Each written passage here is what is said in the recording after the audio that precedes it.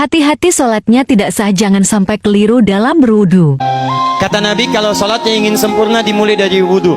Yang pokok dalam wudu itu ada 4, sisanya sunnah. Awas, kalau yang 4 ini tidak sempurna maka batal wudunya. 1, faghsilu wujuhakum, basuh wajahnya. Kalau disebutkan wajah dalam bab wudu, itu tidak ada yang lain kecuali bagian tampak muka. Jadi ya, kalau yang punya jenggot, itu termasuk janggutnya di selai-selai. Sifat wudu cuma ada 3. 1, pakai keran. 2, pakai gayung. 3, air yang mengalir. Ya, seperti di sungai ada air mengalir itu nggak ada masalah. Tapi kalau menggunakan gayung atau semisalnya, Nabi itu diriwayatkan dalam hadis itu sangat menghemat air. Bahkan pernah beliau kemudian berwudu, kalau kita kemudian hitung, itu hanya sejumlah Pak, seaqua gelas Pak, cukup. Atau yang kedua, menggunakan keran ya. Kalau sekarang kita ada keran, contoh ini kerannya. Ya. Kerannya agak tinggi sedikit. Dan kita sesuaikan.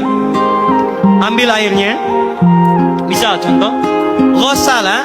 Ghosala itu bukan ditumpahkan, ambil air, tumpahkan di tempat yang akan dibasuh gini.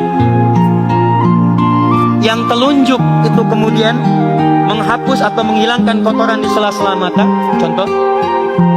Yang jempol menghilangkan kotoran di sela-sela telinga bagian belakang di sini. Ya. Kalau misalnya saya mulai ambil airnya, kemudian saya tumpahkan di sini. Yang telunjuk membersihkan di jari-jari di sini, di sela-sela mata. Yang jempol kemudian membersihkan di sela-sela di bawah telinga sini. Kemudian di selesai. 1. Tahan sebentar ya, ini praktek dulu sebentar. 2. Wa aidiakum ilal marafiq, ini yang sering keliru. Dan tangan sampai siku, bukan dari siku ke tangan. Jadi saat kita mengambil air wudu, ambil airnya, tumpahkan dari sini ilal marafiq sampai ke siku ke sini. Balikan lagi ke depan. Jadi bukan kerannya dibeginikan, sikunya dibeginikan, takut, bukan. Jadi bukan siku diteruskan ke bawah. Yang tepat itu ambil airnya, kemudian basuh dari sini sampai dengan ke sikunya. Hati-hati, ini ada maknanya. Dan jika benar di hadis Muslim, jika orang wudunya benar seperti ini, maka bersamaan dengan jatuhnya air wudu itu, jatuh pula dosa-dosa dan kotoran yang melekat pada anggota tubuhnya. Tidak cukup dengan amin, nanti kita lihat dulu. Tangan selesai, pindah kemana? Bukan ke rambut, tapi kepala. Jadi dalam bab wudu yang diusap bukan rambutnya, kepalanya. Itulah keadilan Allah. Kalau yang diusap kepalanya, semua manusia yang hidup pasti punya kepala. Tapi kalau yang diusap rambutnya, ada ketidakadilan, karena tidak semua orang punya kepala, punya rambut. Tuh. Nah sekarang lihat sini. Ketika kita diminta mengusap kepala, bahasanya masaha. Masaha itu begini. Ini saya punten. Bismillah. Ini ya. Ambil airnya, tumpahkan, baru kemudian diusapkan ke kepalanya. Paham ya? Kalau yang ghosala, ambil, tumpahkan di tempat yang akan dibasuh. Tapi kalau masaha, hati-hati.